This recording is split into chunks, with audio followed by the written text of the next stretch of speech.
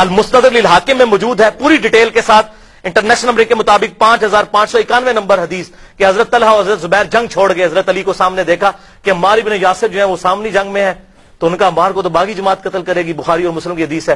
جنگ چھوڑ گئے. اور مروان خبیث جس نے یہ ساری مہم کھڑی کی تھی, حضرت طلحہ کے گھٹنے میں تیر مارا. المستدرک للحاکم 5591 نمبر حدیث, جسے شیخ البانی بھی صحیح کہتے ہیں, شیخ زبیر علی زئی صاحب بھی. مروان نے خود مار دیا حضرت طلحہ کو, حالانکہ لے کے آیا تھا ساتھ حضرت علی سے لڑوانے کے لیے کہ طلحہ نے یہ جنگ چھوڑ دی تو ہم تو جنگ ہار جائیں گے, اور برے طریقے سے ہارے بھی, تو غصے میں خود مار دیا.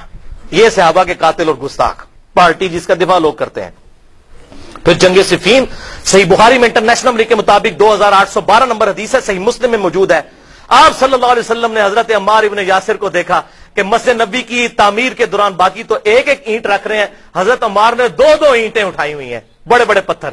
حضرت عمار یعنی اتنے جوشیلے قسم کے جوان تھے. حضور صلی اللہ علیہ وسلم کو بڑا ان پر رحم آیا.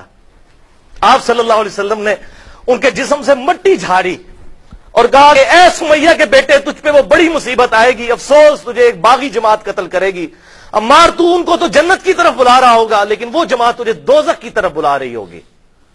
تو اسلام کے لیے قربانیاں کر رہا ہے, تو دیکھ تیرا حشر کیا کریں گے. یہ لوگ جو فتح مکہ پر معافیاں مانگ کے مسلمان ہوئے, تیرے ساتھ کرتے کیا ہیں یہ لوگ. یہ بخاری اور مسلم دونوں میں موجود ہے.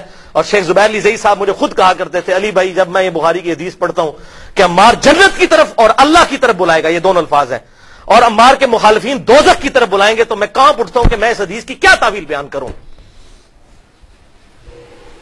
اور پھر کیا ہوا, عمار ابن یاسر کو قتل کیا گیا. مسند امام احمد 16744, مستدرک للحاکم میں 5661 نمبر حدیث ہے.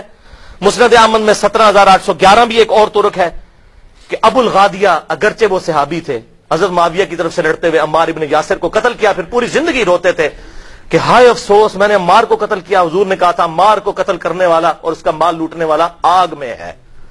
عبداللہ بن عمر بن عاص وہاں پر بیٹھے ہوئے تھے. ایک شخص عمار بن یاسر ابن یاسر کا گلا کاٹ کر امیر معاویہ کے سامنے لایا اور کہا کہ یہ دیکھو خوشخبری ہو. عبداللہ بن عمر بن عاص کہاں اٹھے, انہوں نے کہا کہ تم ایک دوسرے کو دوزخ کی مبارک دو.